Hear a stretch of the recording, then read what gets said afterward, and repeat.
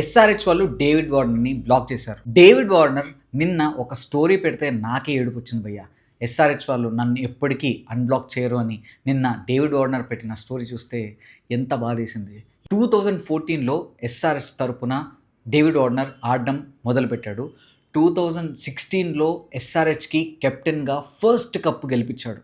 అలానే 2015, 2017, 2019 3 times SRH కోసం ఆడి orange ప్లేయర్గా నిలిచాడు. అంటే ఎంత బాగా పర్ఫామ్ చేశాడు, ఎంత టెరిఫిక్గా కాంట్రిబ్యూట్ చేశాడు ఎస్ఆర్హెచ్ టీమ్కి అన్నది మనకు అర్థమవుతుంది.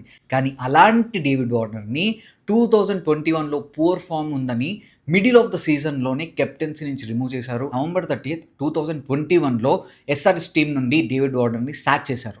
ఎస్ఆర్హెచ్ వాళ్ళు డేవిడ్ వార్నర్ని బ్లాక్ చేశారు అండ్ ఇప్పటికీ అన్బ్లాక్ చేయలేదు. మీకు కెప్టెన్గా కప్పు గెలిపించి 3 సార్లు ఆరెంజ్ క్యాప్ కొట్టిన అతన్ని మీరు ఇంత అవమానం చేస్తారని నేనైతే అనుకోలేదు. Minimum professionalism, minimum ethics SRH team మేనేజ్మెంట్కి లేదని నాకైతే అనిపించింది. మీకు కప్పు గెలిపించిన కెప్టెన్కి మీరు ఇచ్చే రెస్పెక్ట్ ఇదేనా?